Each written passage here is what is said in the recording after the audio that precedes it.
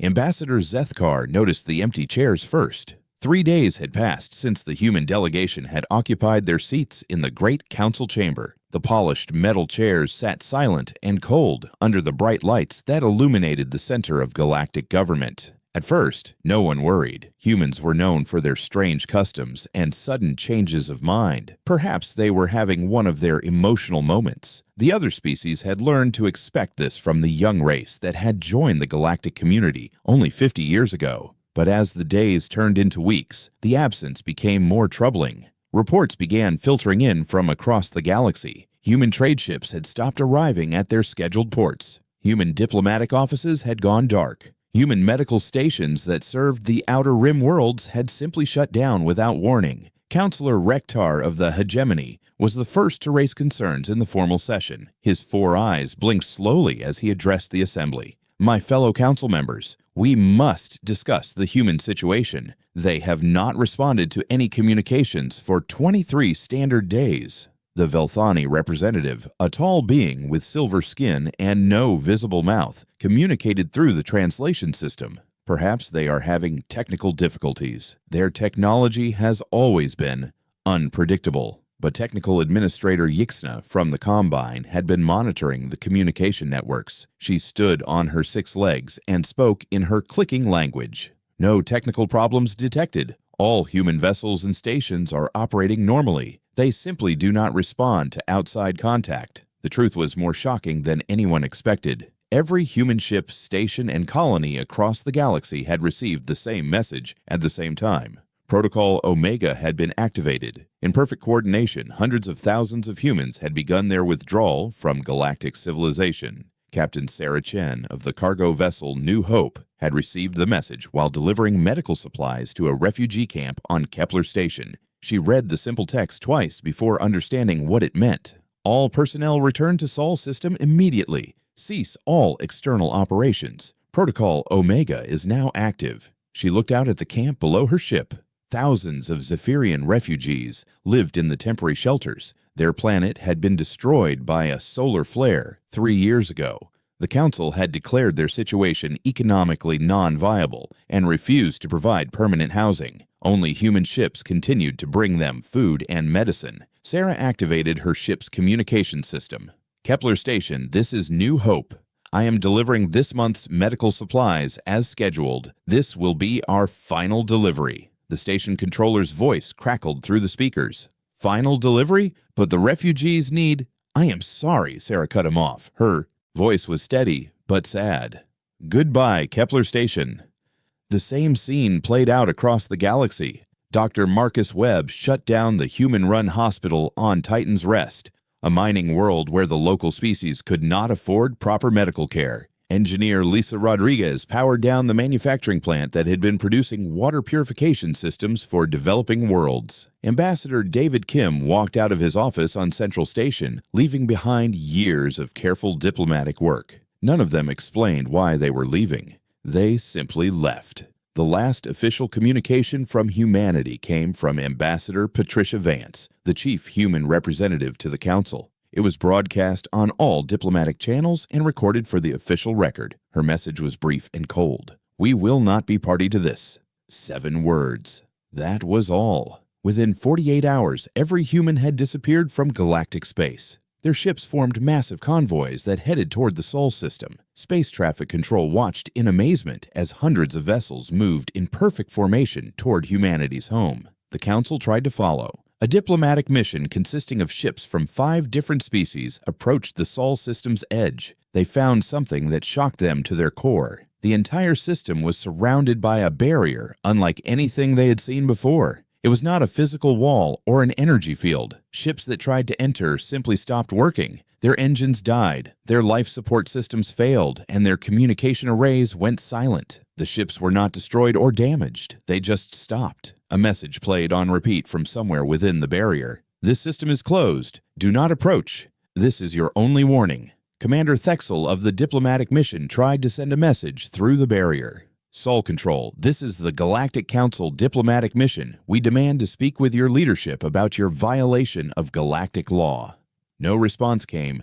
The Council held emergency sessions for days. Some members were angry. The "The humans cannot simply leave," shouted Counselor Vectos of the war clans. "They have obligations, treaties, trade agreements." Others were worried. Financial advisor Quinta had been studying the economic reports. "The humans were involved in more sectors than we realized. Their sudden departure is causing disruptions." But many council members felt relief. The humans had always been troublemakers. They asked too many questions. They interfered with established systems. They made emotional decisions instead of logical ones. Perhaps their departure was a good thing. Counselor Rektar was not so sure. He had worked closely with the humans for many years. They were indeed emotional, but they were also dedicated. He had never seen them abandon their responsibilities before. Something serious had happened. He returned to his office and began reviewing the records of recent council sessions. What had the humans been so upset about? What had driven them to such a drastic action? In her empty office, Ambassador Vance's final report still glowed on her computer screen.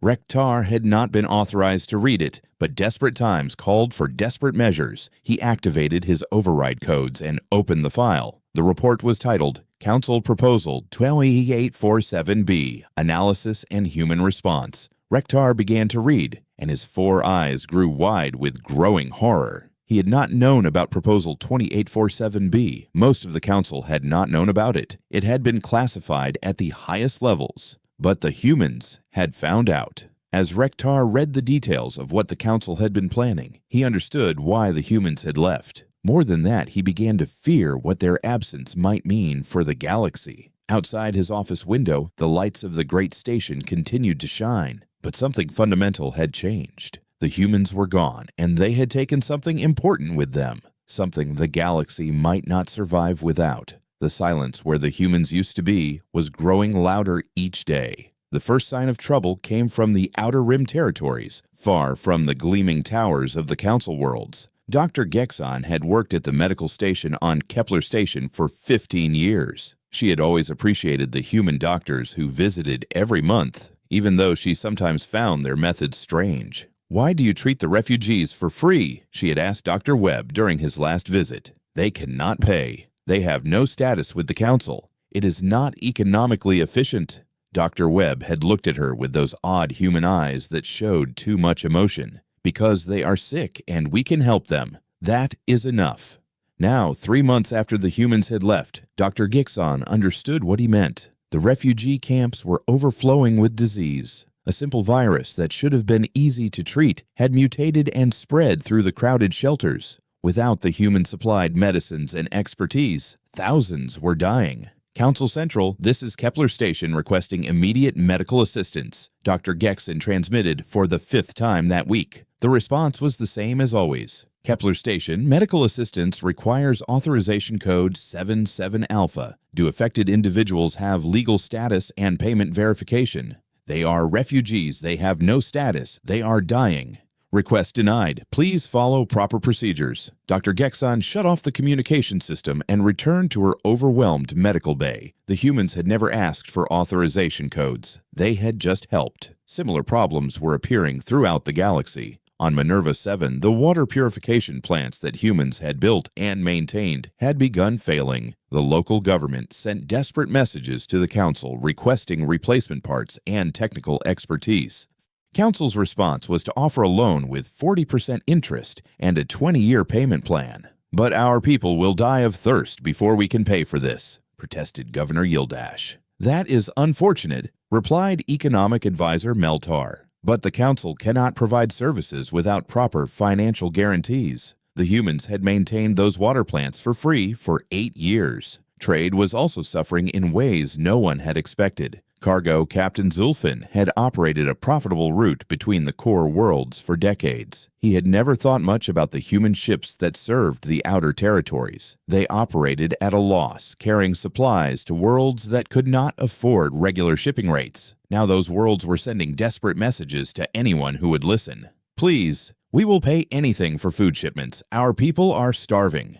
But Captain Zulfin's ship could not make the journey profitable. The outer worlds had little to trade, and the distances were too great. "I'm sorry," he told them. "Business is business." He tried not to think about how the humans had made those runs anyway. The situation became more serious when wars began breaking out. For years, the hegemony and the Combine had maintained an uneasy peace. Their hatred for each other went back thousands of years, but direct conflict had been avoided through careful diplomacy. Most of that diplomacy had been conducted by human negotiators. Ambassador Chen had spent 5 years mediating between the two powers. She had a gift for understanding both sides and finding solutions that let everyone save face. Her office had been neutral ground where even the most bitter enemies could meet safely. Now her office stood empty, and the careful peace was cracking. It started with a trade dispute over mining rights in the Gamma sector. Without human mediators, the argument escalated quickly. Harsh words were exchanged. Ships were deployed. Within days, the first shots were fired. War Admiral Kextu of the hegemony had always respected Ambassador Chen, even when he disagreed with her.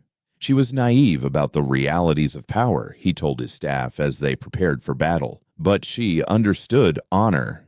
On the other side, Fleet Commander Yilba of the Combine had similar thoughts. The human ambassador was too emotional, but she was honest. You could trust her word. Now neither side trusted anyone. The war spread across 3 star systems in the first month. Council Central was in chaos. Emergency sessions were called daily, but nothing was accomplished. Without human delegates asking uncomfortable questions and demanding action, the council had fallen back into its old habits. Committee meetings led to subcommittee reviews, which led to advisory panel recommendations, which led to more committee meetings. Councillor Rektar tried to get approval for a relief mission to the diseased refugee camps. His proposal was sent to the Health and Safety Committee, which referred it to the Economic Impact Advisory Panel, which requested a review from the Legal Compliance Subcommittee. How long will this process take? Rektar asked the committee clerk. With proper review and compliance checking, approximately 8 to 12 months, the clerk replied. People are dying now. I understand your concern, Counselor. However, proper procedures must be followed. Rektar thought about the humans who had ignored procedures when lives were at stake. He had once criticized them for their impatience with protocol. Now he was beginning to understand their frustration. The breaking point came during a routine council session 6 months after the human departure. Financial reports showed massive disruptions in 17 sectors. War between the hegemony and Combine had destroyed 2 major trade routes. 12 refugee camps had been abandoned due to disease and starvation. 4 developing worlds had requested emergency aid that the Council could not legally provide without lengthy approval processes. The galaxy is falling apart, observed scientific advisor Nimra. We need to find a solution. Perhaps we should contact the humans again, suggested Councillor Rektar. The suggestion was met with silence. Finally, military coordinator Thexel spoke. The humans made their choice. They abandoned their responsibilities. We cannot reward such behavior by begging them to return. But the problems we face, Rektar began, will be solved through proper channels and established procedures. Thexel interrupted. We do not need the humans and their chaotic methods. But in the quiet of his office that night, Rektar reviewed the casualty reports from the Outer Rim. The numbers were staggering. More beings had died in 6 months without human aid than in the previous 5 years combined. He opened a secure channel and sent a message toward the Sol system. This is Councillor Rektar requesting dialogue with human leadership. We need to discuss the current galactic situation. The response came back immediately.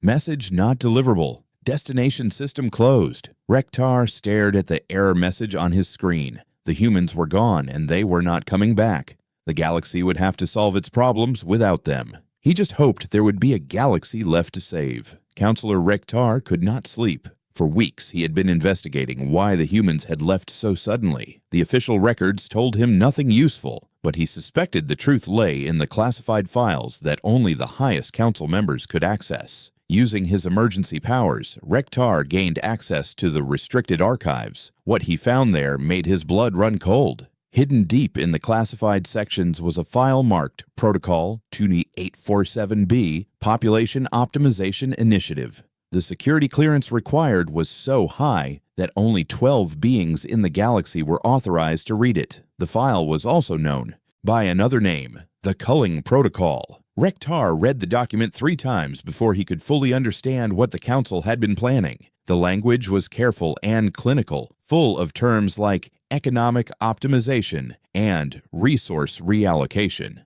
But behind the careful words was a plan for mass murder. The Council's secret committee had identified what they called economically non-viable populations. These included refugee groups, primitive species that had not developed space travel, and any civilization that consumed resources without contributing to the galactic economy. According to the plan, these populations were a drain on Council resources and needed to be eliminated. The method was biological. Council scientists had developed a series of viruses that would target specific genetic markers. Each virus was designed to kill only certain species, leaving Council members unaffected. The plan was to release these weapons through the medical relief programs that served refugee camps and underdeveloped worlds. It would look like natural disease outbreaks. No one would suspect murder, but someone had suspected. The file included a section on security concerns, and one name appeared over and over: Human Intelligence Division. Rektar accessed another classified file and found the full investigation report. For 6 months, human intelligence agents had been tracking unusual activities in Council biological research facilities. They had noticed the correlation between medical relief shipments and mysterious disease outbreaks in refugee populations. Dr. Elizabeth Harrison, head of the Human Medical Corps, had been the first to identify the pattern. Her report was attached to the file. The virus strains showing up in refugee camps do not occur naturally. They have been engineered. Furthermore, they specifically target the genetic markers of species that have been classified as economically non-viable by Council assessments.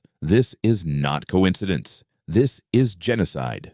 The humans had tried to work within the system. Ambassador Vance had requested private meetings with Council leadership to discuss her concerns. She had presented evidence, compiled data, and made formal accusations. Each time, she was told that her concerns would be investigated through proper channels. But the investigation never came. Instead, the humans were blocked at every turn. Committee meetings were postponed. Evidence was declared inadmissible due to technicalities. Human researchers were denied access to Council medical facilities. When Dr. Harrison tried to present her findings to the Medical Ethics Board, she was told that the meeting had been canceled due to lack of quorum. Rektar found Ambassador Vance's final report to her government. It was written 2 weeks before Protocol Omega had been activated. We have exhausted all diplomatic options. The Council is not just ignoring our evidence of genocide. They are actively covering it up. We can only conclude that the highest levels of Council leadership are aware of and supporting this program. We cannot and will not be complicit in the systematic murder of innocent beings.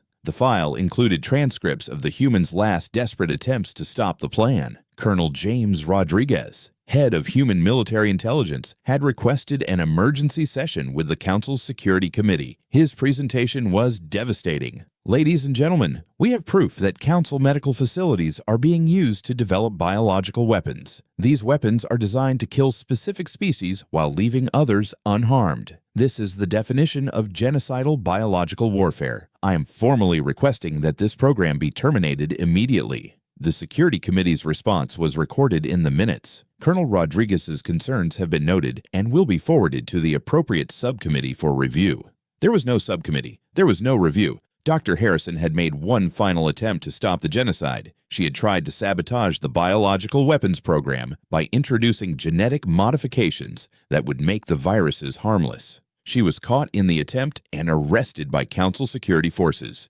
Ambassador Vance had demanded her immediate release. The Council had refused, claiming that Dr. Harrison was guilty of terrorism and sabotage of vital medical research. That was when the humans had discovered the final, horrifying truth. The Council planned to use human medical facilities to distribute the biological weapons. Human doctors would unknowingly administer the deadly viruses to refugee populations, making humanity complicit in genocide. The evidence was in a memo from Health Administrator Kelvox to the Secret Committee. Human medical personnel are ideal for this purpose. Their reputation for treating all species equally will ensure that target populations trust the vaccines and medicines we provide.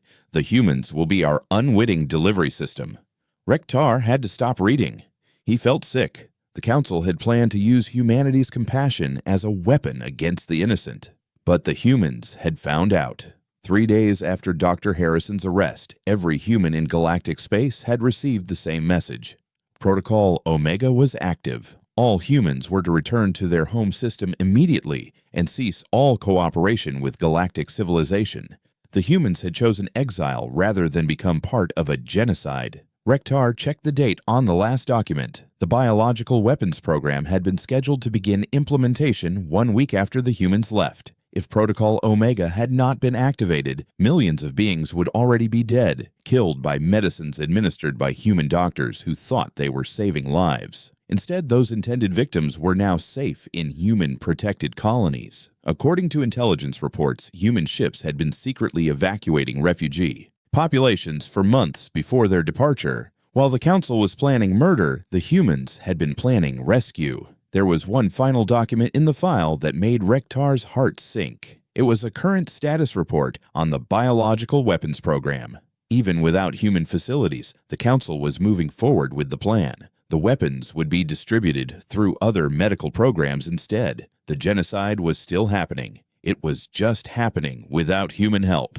Rektar closed the files and sat in the darkness of his office. Now he understood why the humans had left. Now he understood Ambassador Vance's final message: "We will not be party to this." The humans had not abandoned the galaxy out of anger or frustration. They had left because staying would have made them accomplices to murder. They had chosen honor over power, principle over politics. And they had been right to leave. But their absence meant that no one was left to stop the genocide. The refugee camps that humans had protected were now defenseless. The medical programs that humans had run honestly were now distribution systems for biological weapons. The Council's greatest mistake was not planning the genocide. Their greatest mistake was driving away the only species with the courage to oppose it. Rektar made a decision that would change his life forever. He copied the files to a secure data chip and began composing a message to be broadcast on all public frequencies. The galaxy needed to know the truth. When Counselor Rektar broadcast the truth about the culling protocol to the entire galaxy, the reaction was immediate and explosive. Within hours, 3 governments had fallen, 2 species had declared independence from the Council, and civil war had broken out on 7 different worlds. The revelation that the Council had planned genocide while using human medical facilities as delivery systems sent shockwaves through galactic civilization. Species that had trusted the Council for thousands of years suddenly questioned everything they had been told.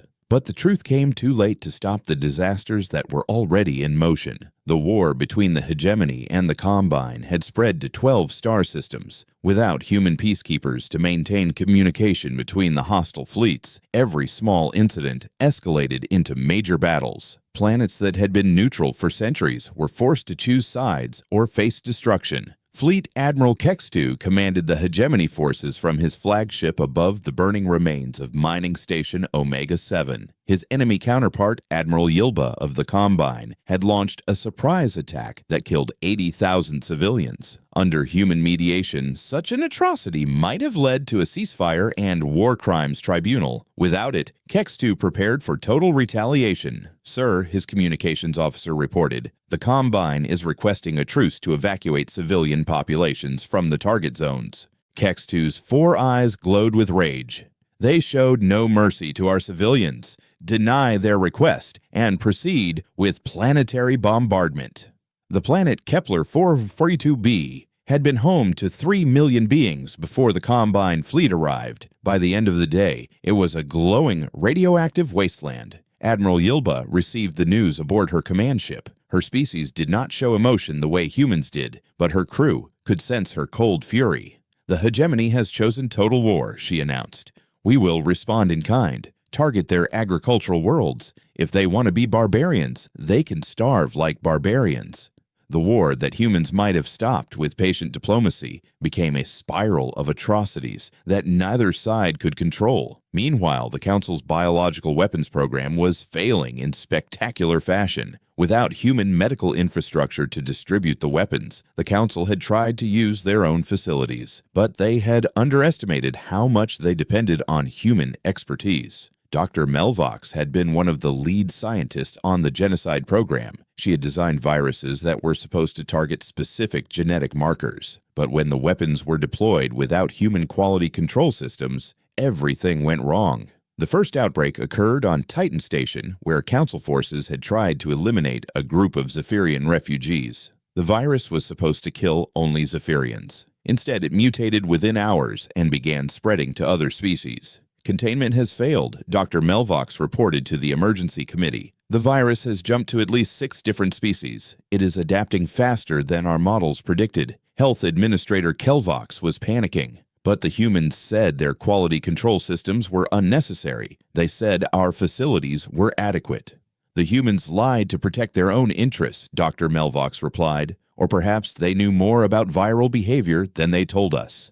The truth was worse than either of them realized. The humans had not lied. They had simply built safeguards into their medical systems that prevented exactly this kind of disaster. Without those safeguards, the biological weapons were as dangerous to their creators as to their intended victims. Within 3 months, the failed genocide had created a plague that was spreading across the galaxy. The council species that had planned to eliminate inferior populations found themselves dying from their own weapons. Refugee camps that the humans had protected became breeding grounds for resistance movements. The Zephyrian survivors who had been targeted for elimination formed alliances with other persecuted species. They began attacking council facilities and freeing prisoners from detention centers. Zareth, a young Zephyrian who had lost her family in the plague outbreak, led one of the largest resistance groups. She had learned guerrilla tactics from human military advisors before they left. Now she used those skills against the council. They tried to kill us while pretending to help us, she told her followers. The humans warned us this might happen. They gave us weapons and training before they left. Now it is time to use them. The resistance movement spread faster than the council could contain them. Beings who had been peaceful refugees became skilled fighters. Worlds that had been loyal to the council for generations declared independence. The council found itself fighting wars on dozens of fronts while dealing with plague outbreaks and economic collapse. The careful order they had maintained for thousands of years was crumbling. In desperation, they decided to contact the humans again. If the galaxy was going to survive, they needed human help to end the wars and stop the plagues they had accidentally created. Grand Admiral Thexel assembled the most powerful fleet in Council history. 50 ships from 10 different species approached the Sol system's edge. This time, they would not accept no for an answer. Sol Control, this is Grand Admiral Thexel commanding a joint council fleet. He broadcast as they approached the human barrier. We are experiencing a galactic emergency. We require immediate assistance from human medical and diplomatic personnel. The response came immediately. This system remains closed. You are not welcome here. Leave immediately. We will not leave until we speak with human leadership, Thexel declared. We have legitimate authority under galactic law to demand. His ship's engines died. All 50 vessels in his fleet went dark simultaneously. Life support systems failed, weapons went offline, and communication arrays stopped working. The ships drifted helplessly in space, their crews struggling to breathe. Then the message came, broadcast directly into their emergency systems. You had your chance to do the right thing. You chose genocide instead. We will not help you clean up your mess. Leave now, or we will do more than disable your ships. Admiral Thexel tried to respond, but his communication system would not function. His crew worked frantically to restore power, but nothing they did had any effect. Whatever technology the humans were using was beyond anything the Council understood. After 6 hours of drifting in dead ships, the fleet suddenly came back to life. Engines restarted, life support resumed, and navigation systems came online. But they were no longer where they had been. Somehow, the human barrier had pushed them 50 light-years away from Sol. A final message followed them. Do not return. This is your last warning. Back on Earth, President Sarah Martinez watched the Council fleet retreat on her command center screens. Her advisors had recommended a more aggressive response, but she believed the demonstration had been sufficient. Ma'am, her military advisor said, our deep space monitors are showing the galaxy is in complete chaos. Wars, plagues, collapsed governments. Maybe we should reconsider our isolation policy. President Martinez shook her head. Our isolation is not a punishment for them. It is protection for us. If we go back now, we become part of their system again. We become complicit in their choices. But people are dying out there, the advisor pressed. People were going to die anyway, Martinez replied sadly. The Council planned to murder millions. The only difference is that now they are dying from chaos instead of systematic genocide. At least this way, some of them have a chance to fight back. She turned away from the screens showing the burning galaxy. We saved who we could. The rest will have to save themselves. The Council fleet returned to a galaxy that was falling apart faster than anyone could stop. Without human intervention, the wars would continue. The plagues would spread, and civilizations that had existed for thousands of years would crumble into dust. The humans were not coming back to help. The galaxy would have to face the consequences of its choices alone. 1 year after Protocol Omega had been activated, a single human ship appeared at the edge of Council space. The vessel was unlike any human design the galaxy had seen before. It moved without engines, generated no heat signature, and seemed to bend space around itself as it traveled. The ship was the Sanctuary, commanded by Captain Elena Vasquez. She had been one of the last humans to leave galactic civilization, staying behind to coordinate the secret evacuation of refugees while her government activated Protocol Omega. Now she had returned, but not for the reasons the Council hoped. The Sanctuary moved through the war-torn galaxy like a ghost. It passed through battle zones where hegemony and combine fleets fought over the ashes of dead worlds. It skirted plague zones where entire species were dying from the Council's failed biological weapons. It ignored the desperate hails from Council ships begging for assistance. Instead, Captain Vasquez headed for the refugee camps that had been abandoned when human aid stopped coming. On Kepler Station, Dr. Gexan was dying. The plague that had started in the refugee camps had spread to the station's permanent population. Her medical bay was overflowing with patients she could not help. She had not slept in 3 days when the impossible happened. A human ship docked at her station. Captain Vasquez walked through the corridors wearing an environmental suit that protected her from the plague. Behind her came a team of human medics carrying equipment Dr. Gexon had never seen before. "Captain," Dr. Gexon wheezed through her failing respiratory system. "Why are you here? Your people left us. You abandoned us to die." Elena's voice was gentle but firm. "We never abandoned you, Doctor. We abandoned the system that tried to make us killers. There is a difference." The human medical team worked with efficiency that amazed Dr. Gexon. They had treatments for the plague that actually worked. More importantly, they began evacuating the survivors to their ship. "Where are you taking them?" Dr. Gexon asked. "Somewhere safe," Elena replied. "Somewhere the Council will never find them." Dr. Gexon wanted to go with them, but she was too sick to survive the journey. Elena knelt beside her bed and took her hand. "You were a good doctor," Elena said. "You tried to help people even when your government would not support you. That matters."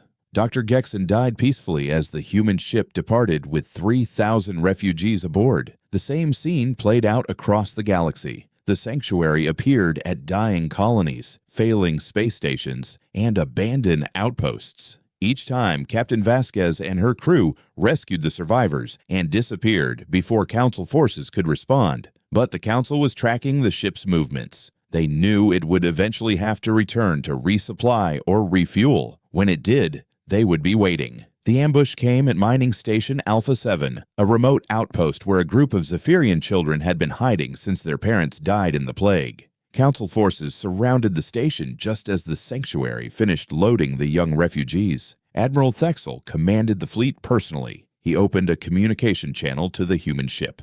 "Captain Vasquez, you are under arrest for violating the Sol system quarantine and interfering with Council security operations. Surrender your vessel immediately." Elena's response surprised him. "Admiral, I am requesting permission to address the full Council one final time. I have something to say that they need to hear." "You have nothing we want to hear, human. Surrender or be destroyed." "I think you will want to hear this," Elena said calmly. "It concerns the location of the refugee populations you have been trying to eliminate." That got the Admiral's attention. For months, Council forces had been searching for the millions of refugees who had disappeared before the human exodus. They had simply vanished, and no amount of interrogation or investigation had revealed where they went. "You have 5 minutes to explain yourself, Captain." "Not to you, Admiral, to the full Council. If you want to know where the refugees are, arrange a meeting in the Council chambers. I will attend in person."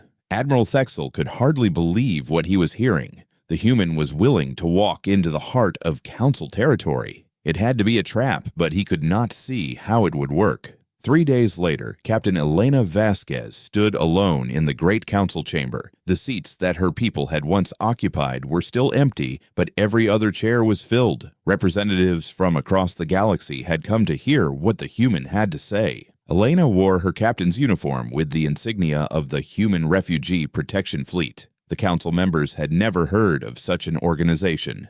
"Honored Council, members," she began, her voice echoing in the vast chamber. "I come to you one final time to discuss the future of this galaxy." Grand Counselor Vextal interrupted her immediately. "Captain, we did not arrange this meeting to hear your speeches. Tell us where you have hidden the refugee populations so they can be properly processed according to council regulations." Elena smiled sadly. "Properly processed? Is that what you call genocide now?" "We call it resource management," Economic Advisor Meltar replied coldly. "Those populations were consuming resources without contributing to galactic stability." "I see," Elena said. "And who decided that some lives are worth less than others?"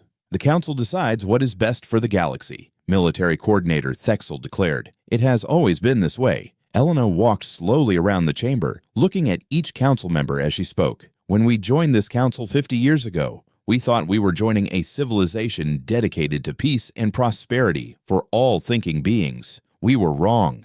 "You were naive," Councillor Rektar said quietly. He had been stripped of his emergency powers after broadcasting the truth about the culling protocol, but he remained on the council. "We tried to teach you how the galaxy really works." "You tried to teach us to value efficiency over empathy," Elena replied. "You tried to teach us that some beings matter more than others. You tried to teach us that murder is acceptable if it serves a greater purpose."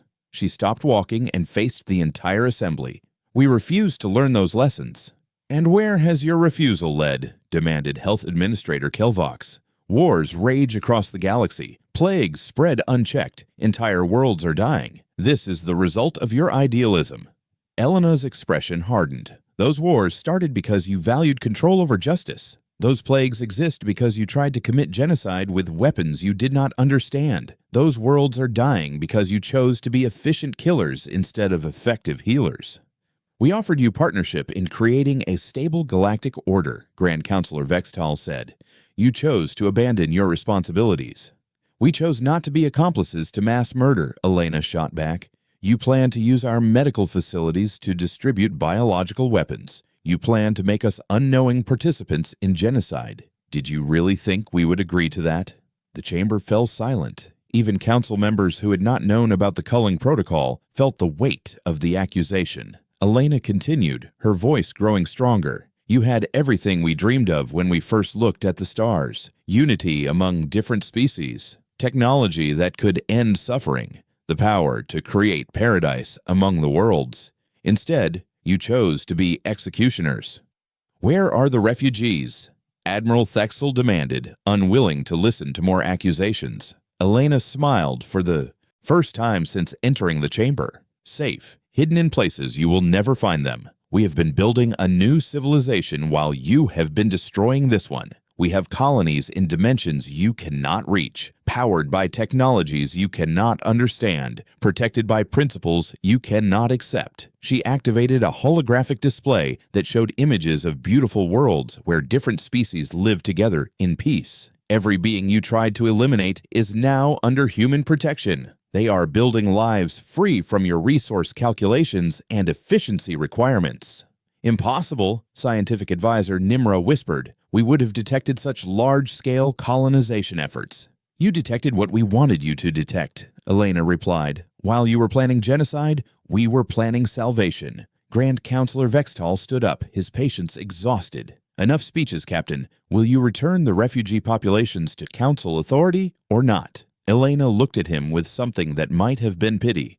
"They are not property to be returned, Counselor. They are people who have chosen freedom over your version of order. We will not force them to come back to die for your convenience." "Then you are a terrorist and a kidnapper," Vextal declared. "We will find your hidden colonies and bring them under Council control."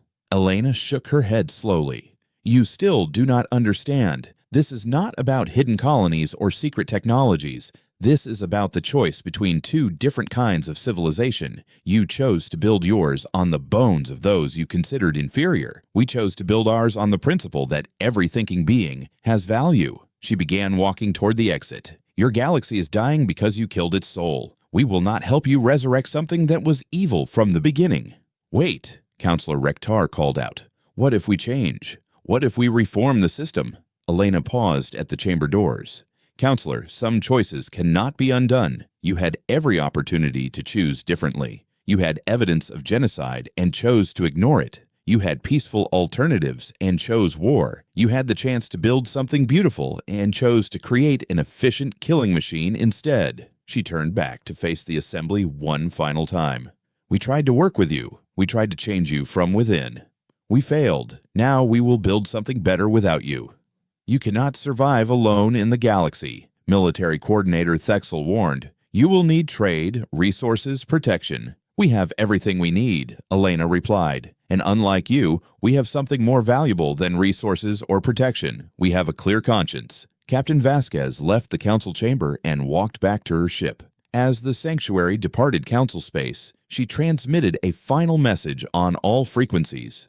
To any being who values life over efficiency, compassion over control, and justice over order, you are welcome in our new civilization. To those who believe some lives matter more than others, may you live with the consequences of your choices. The council members sat in their empty chamber, surrounded by the silence where human voices used to challenge their assumptions. Outside, their galaxy continued to burn from wars they could not end and plagues they had created but could not cure. In the darkness between stars, human ships continued their work, not as conquerors or rulers, but as guardians of those who had nowhere else to turn. They had become the conscience of a galaxy that had lost its soul, working in the shadows to save what could be saved from the ashes of what might have been. The council had gained the efficient order they wanted. They had lost everything that made it worth having.